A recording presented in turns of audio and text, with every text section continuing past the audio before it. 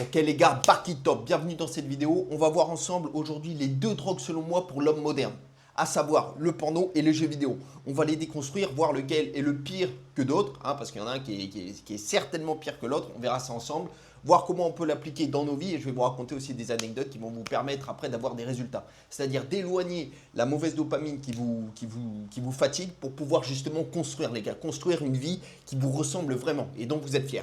Donc bienvenue sur cette chaîne, pour ceux qui savent, voilà, je me présente, Benjamin, j'ai accompagné maintenant plus d'une dizaine d'hommes à sortir du porno et maintenant j'accompagne les hommes à sortir aussi de toutes les mauvaises habitudes pour qu'ils puissent construire quelque chose et notamment un bon physique pour commencer parce que c'est ça qui va te crocheter à la réalité justement. Si tu as un bon physique, au moins ta réalité, tu vas commencer de plus en plus à l'apprécier et donc moins vouloir fuir dans toute la mauvaise dopamine qui est proposée. Et les gars, dans notre société moderne, on a deux axes de dopamine qui sont pour moi destructeurs pour les hommes. On a le porno et les jeux vidéo.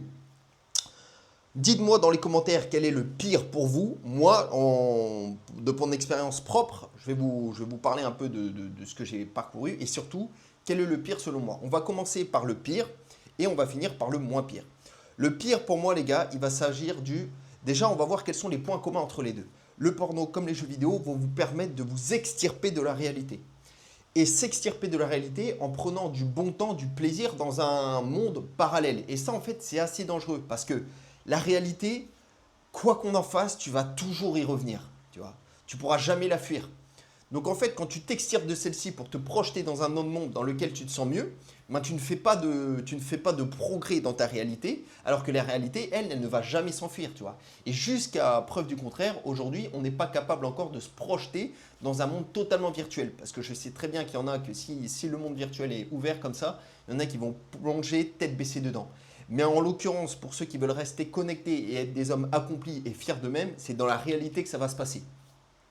Donc ces deux axes-là nous coupent totalement de la... Je vais vous raconter une anecdote. Moi, quand j'étais à fond dans les addictions et tout, il y a des moments où voilà, tu peux passer... En fait, ces deux éléments-là peuvent répondre à des besoins dont l'homme a besoin. Je parle ici de la reproduction, comblée par le PRN, l'aspect camaraderie, pardon, comblé par les jeux vidéo, l'aspect aventure comblé par certains jeux vidéo. Tu vois, quand tu fais des MMORPG où tu as une évolution comme ça, c'est super addictif parce que ça ressemble à la vraie vie. C'est juste que tu n'as pas tous les impacts négatifs évidemment, mais tu es en constante évolution et ton cerveau, tu vois, ta dopamine, elle est câblée pour ça, pour aller chercher le plaisir et progresser comme ça. Comme on est censé faire dans la vraie vie, normalement. Donc tu vois, ça va être comblé par ça. Ta camaraderie, comme je t'ai dit, le fait d'être socialement, d'être ensemble, bah pareil, avec les jeux vidéo, tu peux te retrouver entre collègues. Pire encore, le porno, ça va te donner une fausse relation intime. Ça va te faire semblant, ça va te faire croire que tu as des relations intimes. Donc, qu'en final, tu partages quelque chose de profond avec une personne et qu'elle t'accepte pour ce que tu es. Donc en fait, peu importe les problèmes qu'on a, on peut les fuir comment dire, dans ces deux habitudes. Maintenant, les gars, comme vous savez, pour moi, le porno, c'est le pire des deux parce que c'est une activité que tu fais seul, donc super isolant. Ça te retire de l'estime de soi et de la confiance en soi et Dieu sait que tu en as besoin si tu veux construire quelque chose parce qu'il va falloir que tu sortes ta zone de confort, que tu prennes confiance en toi. Donc ça te retire ça. Ça peut te donner des problèmes de concentration, donc tu vas par exemple moins performer à travail, dans ton business. Tu peux avoir des problèmes de sexualité à cause de ça, dysfonction érectile. Donc si tu as de la dysfonction érectile et que tu rencontres une madame, ça se passe mal, ben, crois-moi qu'après ça va être compliqué psychologiquement. Ça va pas, en tout cas, ça va te mettre des bâtons dans les roues. Et surtout, tu peux y passer des heures et des heures. Moi, j'ai pu accompagner des hommes qui passaient des week-ends entiers dessus. Et je ne juge pas, ça m'était arrivé aussi. Donc, tu peux passer des heures et des heures dessus. Et en fait, plus tu consommes et plus tu vas éprouver de la honte et comment dire, tu vas décorréler la réalité et plus tu voudras consommer pour fuir la réalité. C'est un cercle qui est super vicieux, les gars. Super vicieux. Donc voilà pour ce qui est du porno. Après, j'ai plein d'autres vidéos qui expliquent vraiment les conséquences. Ça joue sur la dopamine, la sérotonine, l'endorphine. Donc voilà, c'est quelque chose qui plaît aux hommes. Et même des hommes qui sont même très successful, ils peuvent toujours avoir cette consommation de PRN parce que des fois, c'est lié à des choses beaucoup plus profondes comme par exemple des douleurs qui peuvent être liées pardon, à des blessures de rejet. Parce que c'est ce qui m'était arrivé, honnêtement les gars, je ne vais pas vous confier, je ne vais pas vous cacher, je fuyais totalement je m'évadais totalement de mes douleurs avec le PRN. Et là, c'est super vicieux parce que tu ne vas pas consommer seulement parce que tu es excité, mais parce que tu souffres dans ta vie et tu ne sais pas comment gérer cette souffrance. Donc voilà.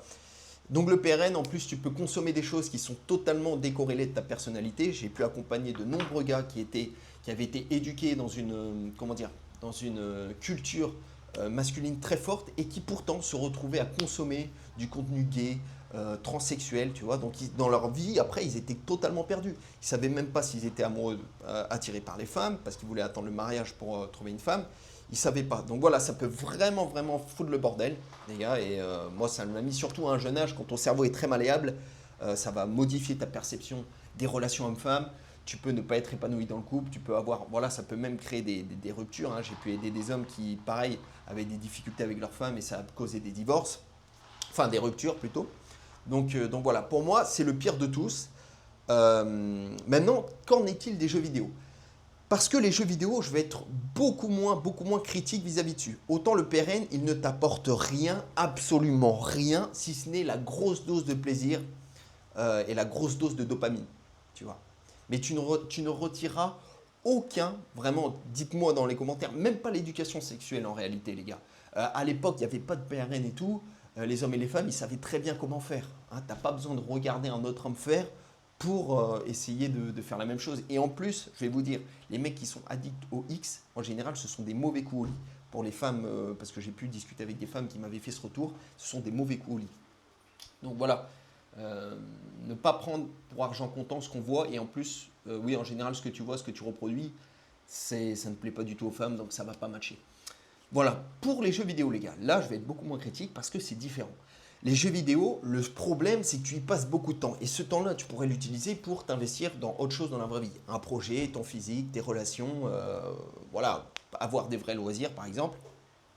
Sauf que pour les jeux vidéo, on peut quand même en tirer quelque chose. Ça peut te motiver quand même au quotidien à devenir, à incarner le personnage soit que tu joues, ou voilà, faire des actions qui te permettent d'avancer concrètement. Moi, je jouais beaucoup à Age of Empires, par exemple. Tu vois, tu dois construire un royaume, allez, après tu vas conquérir. Ben ça, ce mindset-là, après, tu peux l'appliquer après dans d'autres domaines de ta vie. Tu vois, tu sais qu'il y a certaines choses qui prennent du temps, il faut que tu t'entraînes, il faut que tu ailles farmer. Hein, les gars, pour ceux qui ont joué à Dofus, même Minecraft, voilà, tu vas farmer, tu vas prendre des ressources pour après les réinvestir. Dans la vraie vie, ça suit à peu près ce même chemin. C'est pas aussi simple et ça se fait pas en un claquement de doigts. Mais je veux dire, dans les jeux vidéo, quand même, tu peux en retirer quelque chose. Donc, même s'il y en a qui sont addicts, et là, pour le coup, ça peut être aussi un vrai cercle vicieux parce que tu as du mal à t'en sortir. Et en plus, plus le temps passe, j'ai envie de vous dire, les gars, dans la vingtaine, dans la trentaine, jouer aux jeux vidéo, à part si tu as le temps, franchement, c'est une super idée, mais après, tu risques de manquer de temps. Et ce temps-là, ton temps libre en tout cas, il peut être vachement précieux si tu veux te forger un physique ou prendre soin de tes relations. Tu vois. Pour ce qui est de la gestion du stress, moi perso, récemment, j'avais essayé de me remettre à jouer aux jeux vidéo. Au final, ça me faisait plus stresser qu'autre chose. Donc, bon, libre à chacun, mais pour le stress, il y a autre chose que les jeux vidéo. Même si je pense que si c'est géré, c'est une bonne chose. Maintenant, je sais qu'il y a des hommes qui sont incapables de gérer ça. Et c'est comme le porno, les gars, pour le coup. Pour moi, c'est quand même très, très, très compliqué de gérer une consommation de PRN. Vaut mieux arrêter tout d'un coup parce que ça peut être beaucoup trop dévastateur et ça ne fait qu'empirer avec le temps. Et voilà.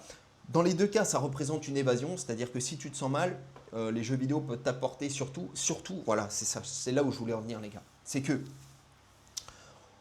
pour de vrai, sans mentir, l'homme a besoin de statut.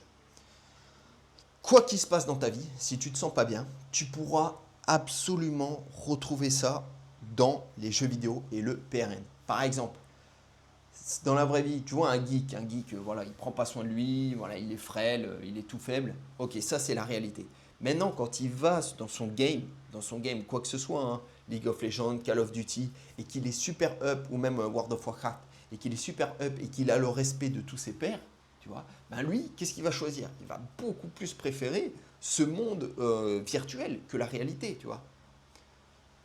Maintenant, il faut réussir à transposer ça dans la réalité, ce qui n'est pas simple. Je vous l'accorde, les gars. Mais tu peux en tirer des leçons.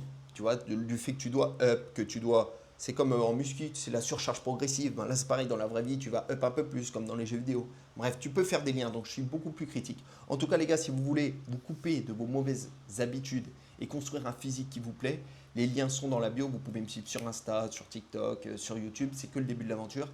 Moi, j'ai vraiment envie de vous aider justement dans cette étape parce que je suis passé par tous ces trucs-là, hein. Jeux vidéo, ça jouait à fond. Je vous raconte une dernière anecdote. Je jouais beaucoup à UFC. UFC 3, ouais, c'était l'UFC 3. Dans ma tête, je voulais devenir combattant, mais j'avais pas le courage d'aller dans la vraie vie, quoi, tu vois. Et ça, c'est dommage. Et ça, c'est dommage. Mais bon, à un moment, je suis passé à l'action et puis je me suis inscrit en club de boxe.